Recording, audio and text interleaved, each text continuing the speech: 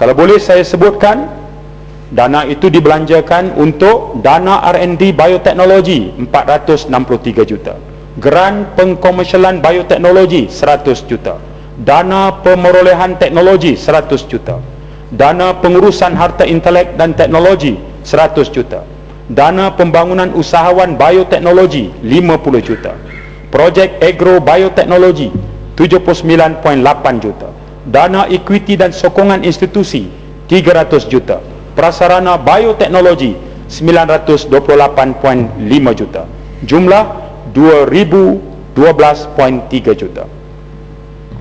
Sehingga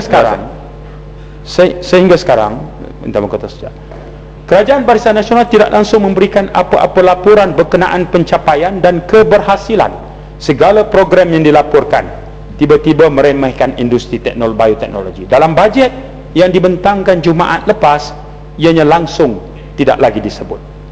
Sebagai contoh, Dasar Bioteknologi Negara dan Rancangan Malaysia ke-9 memperuntukkan agar 3 institusi penyelidikan bioteknologi ditubuhkan untuk memacu R&D bioteknologi. 1. Institut Agro Bioteknologi dibina di Serdang, Selangor. 2. Institut Pharmaceutical dan Nutraceutical Kebangsaan dibina berhampiran USM Pulau Pinang. 3. Institut Genom Malaysia dibangunkan berhampiran Universiti Kebangsaan.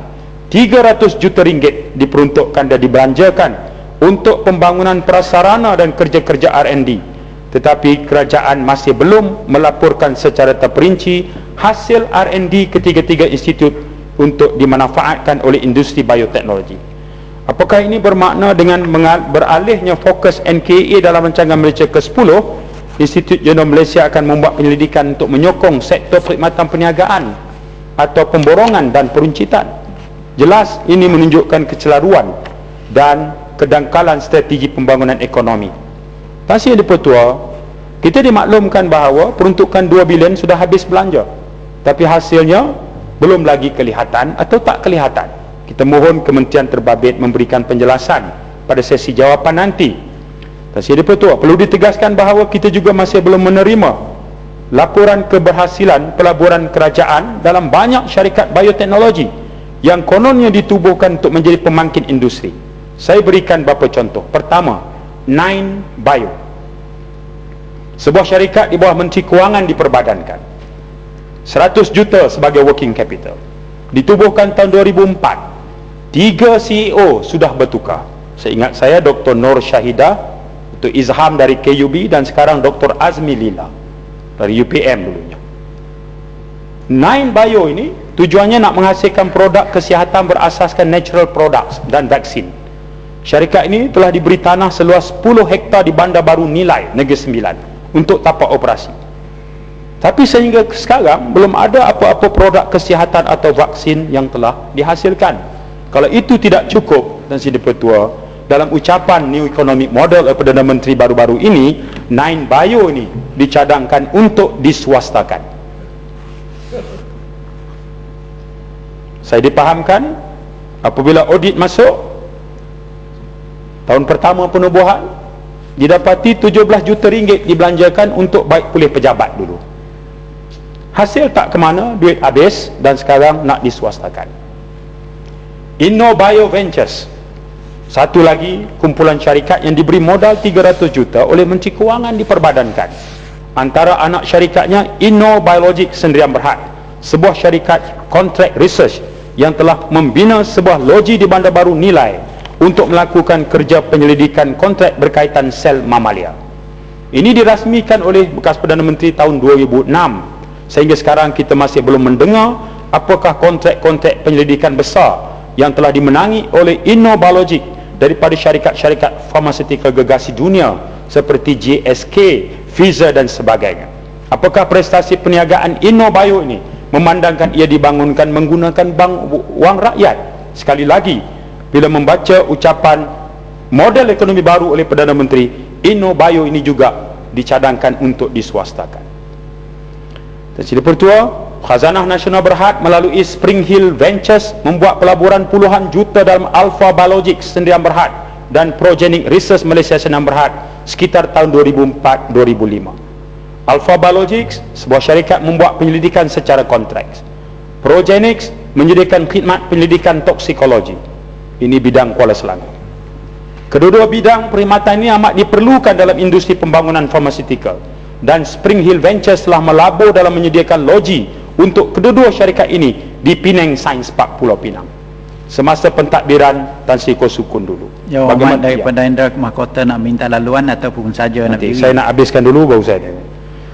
Bagaimanapun, sejak kedua-dua loji ini disiapkan di sisi Pertua, masih tak dengar apa-apa berita mengenai prestasi dan pencapaian. Kalau ada pun satu cerita mengenai Progenic Research, ia keluar surat khabar pada 13 dan 14 Jun kerana dia menggunakan haiwan sebagai bahan uji kaji toksikologi. Itu belum lagi Tan Sri Pertua kita mengambil kira pelaburan kerajaan bernilai ratusan juta ringgit dalam syarikat-syarikat bioteknologi melalui dana modal teroka milik kerajaan seperti Malaysian Technology Development Corporation dan Malaysian Life Sciences Capital Fund. Kita juga belum mengambil kira geran dan dana pinjaman bernilai ratusan juta yang disalurkan melalui Malaysian Biotechnology Corporation dan Malaysian Debt Ventures Berhad. Sila. Terima kasih Tuan Tua Muhammad Acang. Saya bercadang tadi untuk meminta penjelasan ataupun pandangan Macang, tapi Macang telah memukakan banyak isu-isu yang sepatutnya juga kita bawa untuk melihat bagaimana kerajaan perlu mendedahkan atau menghebahkan kedapatan atau dapatan-dapatan dalam Dewan ini yang berkaitan dengan industri bioteknologi. Setiap malam kita diperingatkan, dihangatkan semula daripada mesej disampaikan oleh Perdana Menteri, Timbalan Perdana Menteri dan Menteri yang menjaga hal ehwal bioteknologi. Tiap-tiap malam selepas berita pukul 8 akan ada iklan yang memberi kita refreshing our mind, dengan izin, untuk memperingatkan kita tentang manfaat dan potensi yang bakal diraih, katanya sebagai penjana ekonomi kedua kepada negara Malaysia, itu bidang bioteknologi. Dan saya merumuskan di sini daripada kajian yang telah dibuat, terutama apabila kita meneliti cadangan belanjawan 2011. Memang betul tidak ada satu perkara pun dinyatakan berkenaan dengan perkembangan ataupun apa-apa yang berkaitan dengan industri bioteknologi. Dan saya nak bertanya dan minta sokongan daripada Macang, berapakah jumlah yang kita agak menjadi pertikaian sekarang keseluruhan 3 tahun belanjawan yang kerajaan tumpukan kepada pembangunan bioteknologi, yang sehingga hari ini tidak ada satu pengumuman ataupun satu pengauditan ataupun satu klarifikasi daripada pihak kerajaan. Ini satu isu yang pada saya cukup besar, dan saya berdiri di sini untuk menyatakan hasrat saya bersama rakan-rakan yang lain.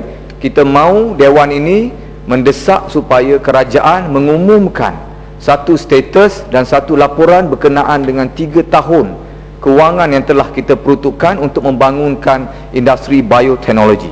Saya minta pandangan Macang. Terima kasih. Terima kasih rakan saya dari Indah Mahkota.